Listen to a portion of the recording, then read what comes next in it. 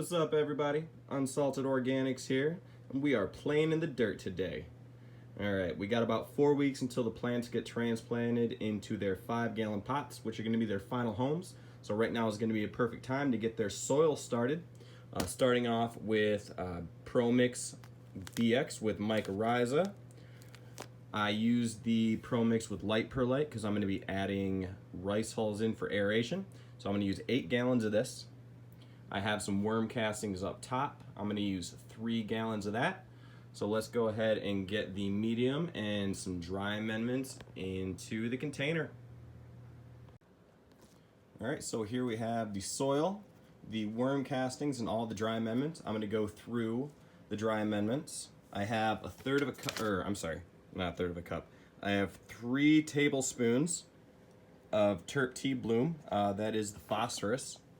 I have this in there, even though these plants are going to be going into this soil and finishing out a little bit of veg. These are slow release fertilizers, which is one of the reasons why I'm starting this 3 to 4 weeks before the plants are going into this soil, because it gives the microbial life a chance to colonize, intake some of these nutrients, excrete them, and make them uptakeable by the roots. So about half the recommended amount of this phosphorus for this amount of dirt, because I just want there to be a little bit of phosphorus in the soil when that flowering stage starts, and then we'll deal with the rest of the phosphorus per top dressing.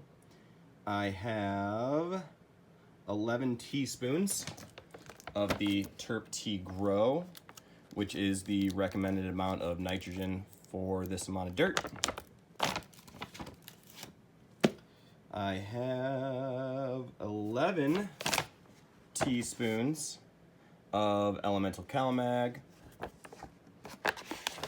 I have a cup of mycorrhizide. Introduce a little bit more. The soil already has it in there, but it's never a bad idea to introduce more mycorrhizide into your medium.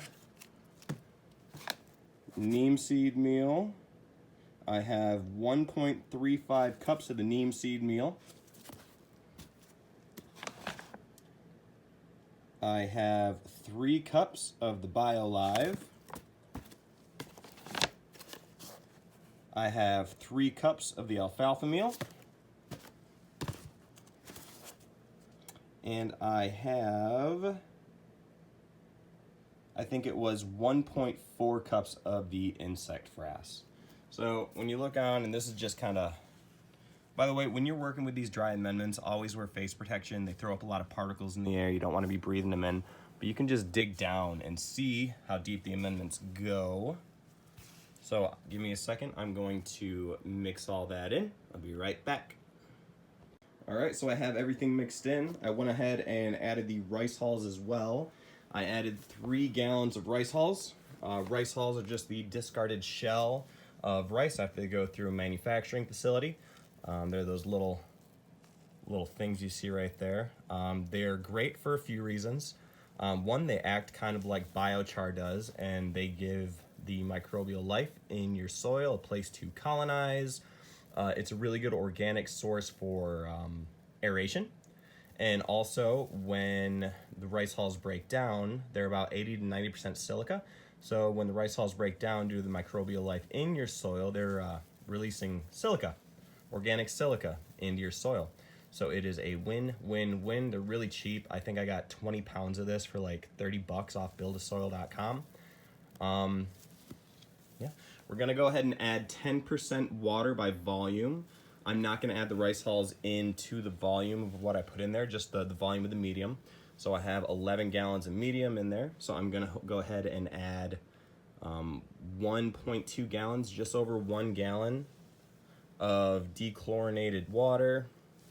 Mix it in. The water will get that microbial boogie going. Get all those microbes in there eating all that good stuff. So I'm going to add the water. I'm going to put the lid on this, seal it, put it in a dark, warm place. And 3 or 4 weeks from now, when we're ready to transplant our plants, the soil will be good and popping and ready for us to go. Yeah, looks good. Smells good. All right. That is all I got for you guys today. Thanks for checking it out, guys. Make sure to like and subscribe. Leave a comment if you want. It helps me out. leave a thumbs up if you want. It helps me out. But anyways, peace.